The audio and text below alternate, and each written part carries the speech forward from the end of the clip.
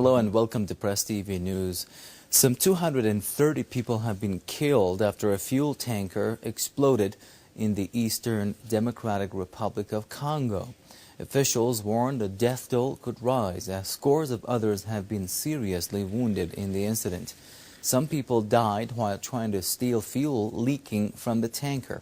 Most of the victims, however, were killed indoors watching a World Cup soccer match. Aid workers say they are unable to identify many of the bodies as they are completely burnt. Witnesses say the blast occurred after the fuel truck overturned, leaked fuel, and then exploded. U.S.-led forces have killed more Afghan civilians as their commander warns of a tough war. And 9 years into the U.S.-led war, Taliban militants have wrestled back control of areas even outside their traditional strongholds. The new commander of U.S. and NATO forces in Afghanistan, David Petraeus, has warned of a tough mission ahead, commenting after a deadly attack on a U.S.-owned company building in Afghanistan's relatively safe Kunduz province. This is a tough mission. There is nothing easy about it. But working together, we can achieve progress and we can achieve our mutual objectives. Speaking at the U.S. Embassy one day after his appointment was confirmed by the U.S. Senate, Petraeus said unity of purpose between the civilian and military effort is essential to turn back the Taliban and solve Afghanistan's problems. He warned Afghan officials and security forces gathered at the meeting that cooperation is not optional. The main question is how General Petraeus will be able to join these two parts to succeed against the Taliban. It would be very difficult in the next couple of months to defeat the Taliban in most part of the country. But there seems to be little hope of sweeping change in the security situation on the ground, as U.S. President Barack Obama has ruled out change in the Afghan war strategy. More troops are expected to pour into Afghanistan after the U.S. has approved funding for President Obama's troop surge, despite growing unpopularity for the Afghan war at home. The crucial matter in Afghanistan is not to increase the military forces in Afghanistan in order to defeat the Taliban or to expand the circle of war in the country, but is how to govern, how to restore the lost confidence of people. Obama has been under criticism for the Washington strategy and over the growing number of troop fatalities. June was the deadliest month for foreign troops since the U.S.-led invasion, with 102 deaths. More than half were Americans. The growing fatalities came fairly soon after the Taliban promised to step up attacks against foreign forces. The long war of attrition has also infuriated Afghans who blame civilian deaths and the upsurge in violence on the presence of foreign forces. Many believe that the U.S.-led coalition is unlikely to achieve its goals in a country called the graveyard of empires, even if the war goes on as it seems. Afghanistan's president has warned that the number of drug users in his country will sharply rise if the poppy cultivation is not eliminated. In a radio address, Hamid Karzai said around 1 million Afghans are now using drugs, and that the number has doubled during the past year. A UN report in June also confirmed that the number of opium users has gone up 53% in Afghanistan over the past 5 years. Karzai says foreign elements are involved in promoting poppy cultivation and drug trade in Afghanistan.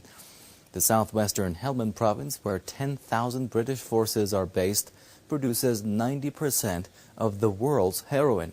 The province is also hosting a U.S. anti-narcotics plan, which aims to substitute opium farming with alternative economic activities.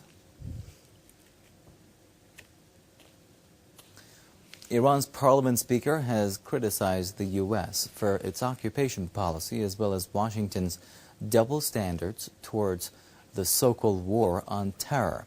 Ali Larijani says Washington's such policies have brought the Afghan people nothing but agony and insecurity. Larijani has reiterated that it's time the U.S. administration and NATO member states reviewed their policies. He called on the foreign forces in Afghanistan to leave and let the Afghans take control of security. Larijani has made the remarks during a meeting with First Deputy Speaker of the lower house of the Afghan Parliament. Amnesty International calls on India to investigate the recent civilian deaths in Kashmir. Amnesty has also urged India to avoid excessive use of force against Kashmiri demonstrators. It said many Indian police involved in wrongdoing during security crackdowns must be brought to justice. The Indian-administered region has been hit by strikes and demonstrations after Indian police killed 11 civilians last month. Authorities have put more towns under curfew to control the protests. We have a duty to restore normalcy.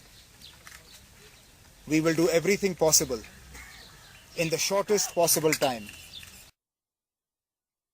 to restore normalcy to those affected areas and also to ensure that this does not spread. U.S. Vice President Joe Biden has made a surprise visit to Iraq amid an ongoing political deadlock in the country after the March parliamentary elections. Biden has met with U.S. Senator John McCain, who had earlier arrived in Iraq on a congressional visit. He is also expected to hold talks with Prime Minister Nouri al-Maliki, President Jalal Talabani, and head of the Iraqi party, Iyad Alawi. The failure to form Iraq's next government 4 months after the vote has raised questions about U.S. plans to end combat operations in August.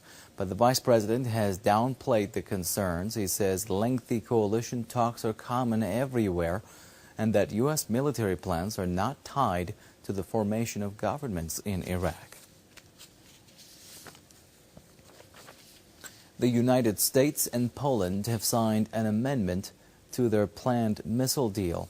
The U.S. Secretary of State Hillary Clinton was present for the signing of the amendment in Poland's southern city of Krakow. The new deal takes into account changes brought by U.S. President Barack Obama.